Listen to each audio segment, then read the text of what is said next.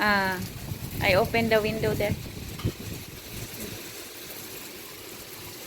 Wow, very nice. So, ayan mga sis, nandito ako sa city. Ay, hinihintay ko po yung asawa ko kasi nasa loob siya ng police station. Oh, may tinatanong siya. Ayan, masyadong maingay. So, mag-voice over lang tayo. So, nandito pala kami sa labas mga sis kasi ina-invite si Mr. ng kanyang kaibigan. Oo, nasa city kami pero nagmumotor kami mga sis. Actually, yung kaibigan niya is boss niya dati nung kabataan niya. Oo, so ayun, pumunta kami dito. Ayan, dito pong lugar na ito ay malapit lang po ito sa bahay nila dati. Nung unang bahay nila ni Mr. ba na binenta nila. So, nandito kami. At kasi malapit lang sa bahay ng friend ko na customer ko, may ipapatahi siya. So, kukunin ko yung ipapatahi niya mga sis. Oo, para isang biyahe lang. Chinachat ko na siya na pupunta ako, malapit lang sa kanila. Kaya kinukuha namin yon. At nandito rin kami para kumain kami dito. Oo. Hindi na kami kumain doon sa friend ni Mister. Dito na kami kumain. Ayan. So, dito naman sa Pakistan mga sis, may mga maliliit lang na cafeteria. Oo, kagaya nito. Ganito po yung itsura sa labas. Doon sa bahay na yung lumang bahay namin dati, ganito talaga. Oo, napakadaming tao, tapos, ayan, dikit-dikit yung mga bahay, mga shop. Mapapatanong ka talaga bakit ang mga bahay dito sa Pakistan, kapag nandito sa ibang lugar ay dikit-dikit, pero semento sila, walang bakuran. Dahil po ito mga sisi, ay ang weather dito sa Pakistan, kung mainit, sobrang init talaga. Tapos kapag malamig, sobrang lamig. So, hindi pwede yung bahay na katulad sa atin sa Pilipinas na manipis lang, tapos overflow yung mga hangin. Ganon, hindi yan pwede. So, dito talaga ay gumagamit sila ng bricks pang paggawa ng bahay. Tapos, nung nag-stop na kami dito, ayun na nga, nakikita ko na sobrang dikit talaga. Sabi ni Mr. 8 years silang hindi nagkita ng kapitbahay nila na ito. Oo. Ano daw, favorite daw ito ng mga anak niya kasi tinatawag daw ito kapag nagpapalinis sila ng bahay. So, ganito ang itsura dito sa mga bahay. Walang bakuran. Walang right of way. Sa ano lang, sa karsada lang, sa harap. Ang mga tao ay diretso na. Ganyan lang ang kanilang mga gate, mga sis. Walang bakuran. Diretso na. At aakyat ka na lang doon. Kaya yung mga halaman ay nasa labas na. Ayan. Hindi katulad doon sa tinitirahan namin na medyo malawak. Tapos yung mga kuryente ay nasa ilalim ng underground. Ito naman, pareho lang sa atin sa Pilipinas.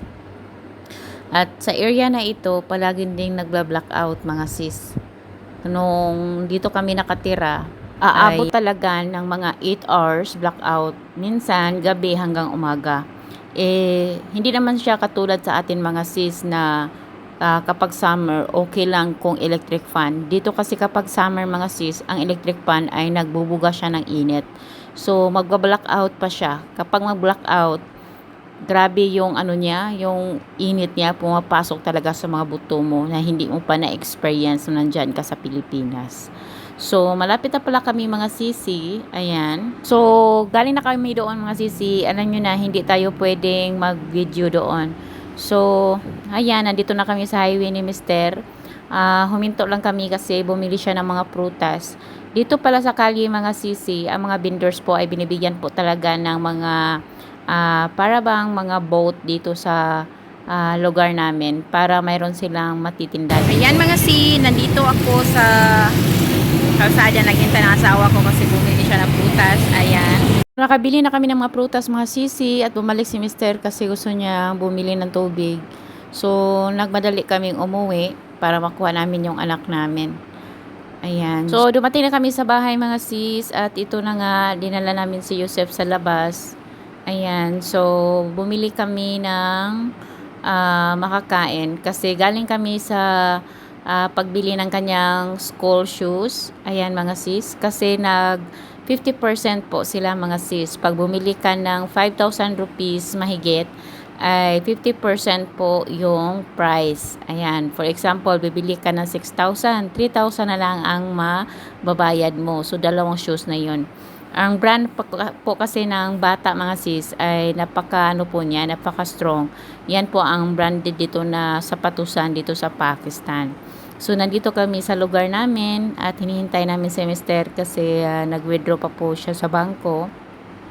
At pupunta kami ngayon sa para ba siyang Iceland. So, pumunta kami dito mga sis at bumili kami ng konting snack. So, kang Yusef is ice cream na 2 scoop. At sa amin naman ito, ang tawag po nito is Gold Papa. So, ang lugar na ito ay malinis mga sisi kasi sa loob ito ng community namin. Ayan. So, may 12 na bilog. Ang nagastos namin dito is 350 rupees lang. May 12 na po siya. So, minimix namin ito sa yung sticky na yan dito sa juice kasi matamis iyan. At ito namang parang juice ay iniinom ko. Ano siya, sour siya kasi daw may sampalok daw iyan mga sis. Masarap siya. Sour na matamis. Ganun ba? So, si Yusef nag-enjoy naman sa kanyang ice cream. At kahit ganito, ayan, ganyan yung pagkakain yan. Ilagay mo sa loob dyan. Pero, hindi siya papasok sa bibig ko kasi sobrang laki. Ayan. Hello mga pis, salam po. Ayan, so, nandito na kami sa bahay mga sis. Ayan, so, nilagyan ko pala ng kortina dito mga sis. Oo.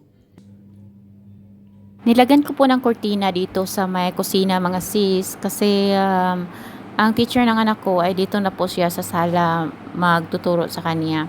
Ayan, pati na po sa main door. Tapos i-close ni Mr. Ian, ito po yung nabili namin nga sapatos pala. Ayan, 2 po yan, white at black. Tapos mga sis ay dito na siya tinuturuan sa sala at si Mr. naman ino-open niya itong kwarto. So yung AC ay makasama na yung lamig doon sa labas. Kaya ganito po ang technique dito para naman ay hindi masyadong mainit. Yan po, mega shoutout pala kay Sis Arlen Milagroso. Siya po ay nagtatrabaho sa Saudi Arabia mga sis. So, mayroon lang po akong chika sa inyo. Mayroon pong binabalita na may isang at least 2 Pinay naman. O, 2 Pinay sila na na-offload sa immigration, no? Yung isa, ang sabi niya, nag-i-exit siya sa Thailand, pero pupunta siya ng Myanmar para daw magtrabaho. Ngayon, ang isa naman ay papunta dito sa Pakistan. Ang sabi din is mayroong nag-sponsor na magiging cleaner dito sa Pakistan. Alam niyo po mga sis, nung una kong pumasok dito sa Pakistan, kami ng anak kong si Yusef. Oo. Ang visa namin is family visa. 1 year po yung effective niya. Wala pa kasi akong POC that time mga sis. So, napag-alaman ko na hindi pala pwede na mga fresh or mga first timer na mga pupunta dito sa Pakistan na ang kanilang reason na bumibisita dito is magwo-work. Hindi po yan pinapayagan. Ino-offload po yan mga sisi. Kasi dito sa Pakistan, ang binibigyan lang po ng trabaho or ina-allowed lang sa immigration sa atin sa Pilipinas ay yung mga skilled worker po na nagtatrabaho na po dito sa Pakistan. Oo. Yung mga luma ng mga Pilipina dito na mga matagal nang nag-work. Oo, yung under na sila sa agency na may working visa na. Kaya po talaga naghihigpit ngayon ang immigration natin. Hindi lang ngayon yan mga sisi. Even 2 years ago. Oo. Kaya mag-ingat lang po talaga. marami na ding mga nagto-tourist visa galing sa Pilipinas na ino-offload ng ating immigration. Kapag nakita ng immigration na para bang yung documents mo ay parang kulang talaga sa reason bakit ka pumunta dito sa Pakistan. Kaya mag-ingat lang po talaga mga sisi. Kasi dati maraming nagme-message sa akin. Oo, mayroon niyang Pilipina din nagme-message na gustong yun bang bibigyan ng invitation. Hindi kasi pumapayag ang asawa ko ng ganyan mga sisi. Oo. Ayaw ni Mister na ah, para bang magbigay ako ng letter ng invitation kasi lalo na kung hindi ko kilala. Kaya wala akong magagawa mga sis. Lalo na kung may asawa tayo. Kaya wala talaga. Kaya mag-ingat po talaga kayo mga sis. Kasi yung paghihigpit naman ng ating immigration ay para lang po sa inyo iyan. Kung kayo po ay may mga ka-LDR, ay dapat po talaga ay si Pacman ay papuntahin nyo muna lang sa Pilipinas para sure at dyan na kayo magpakasal. Okay? So, may nangyari din yan, nagme-message sa akin na malaki na daw ang gastos, nagbayad sila ng tao dito, parang agency, para ba makapunta talaga si Pilipina dito, pero hindi talaga. Kasi gusto ng lalaki na dito sila magpakasal. So, nakagastos na nga ng malaki. Bakit hindi ang lalaki ang pupunta sa Pilipinas? Madali lang naman. Gusto nyo pong bumisita ang ka-LDR ninyo sa Pilipinas, ay papuntahin nyo muna sa ating Islamabad embassy. Sa Islamabad no, nandun ang embassy.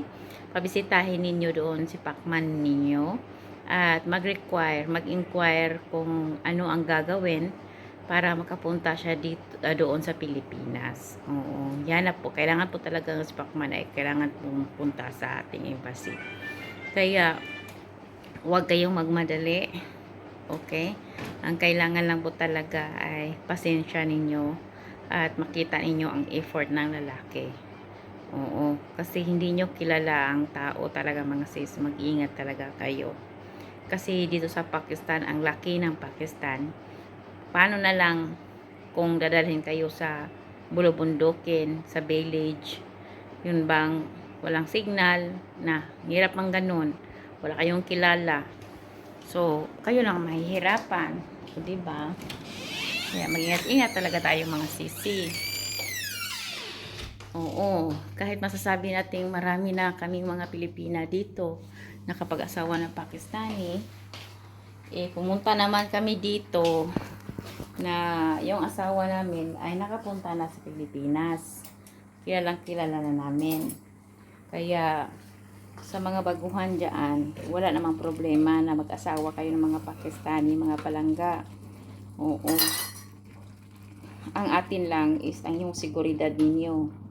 Diba?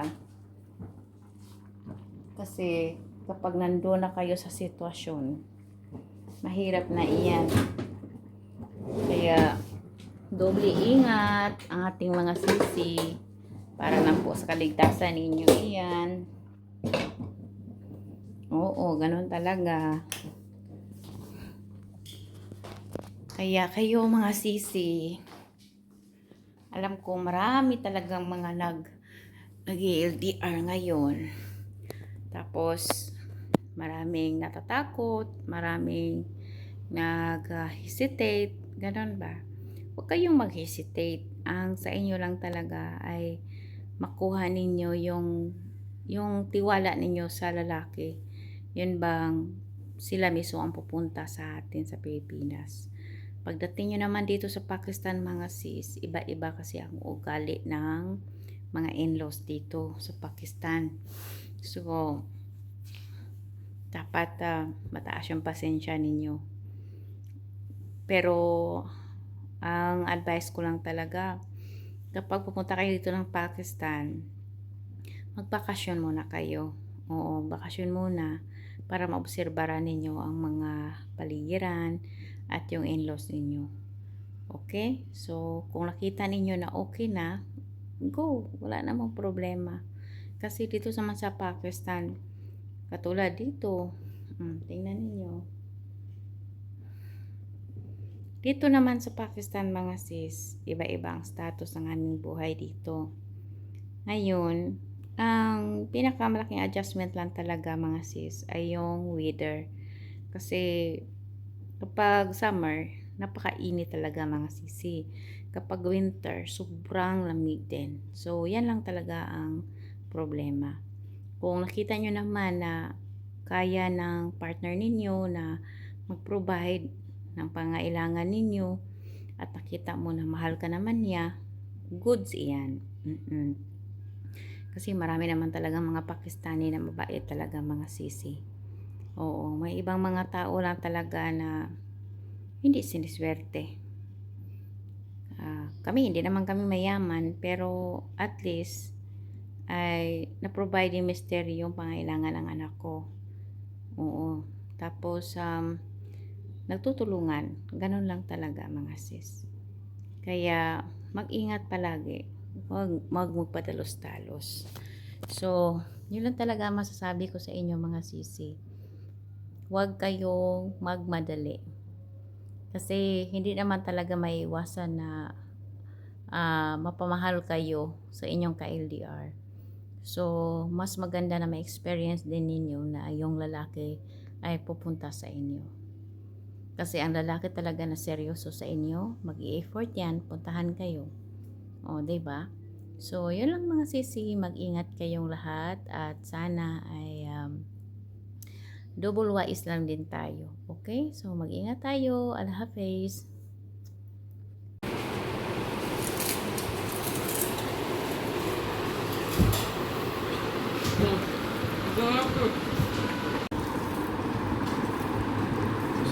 Tamarin. Tamarin boss.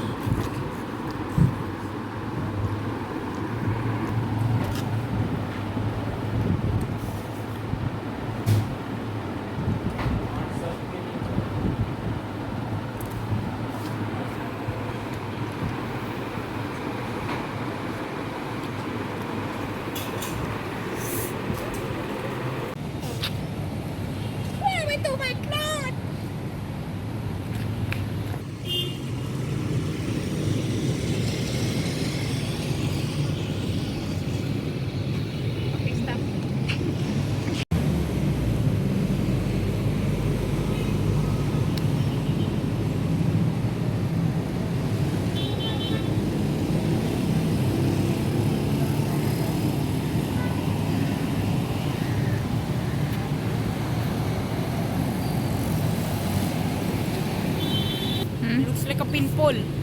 Yan.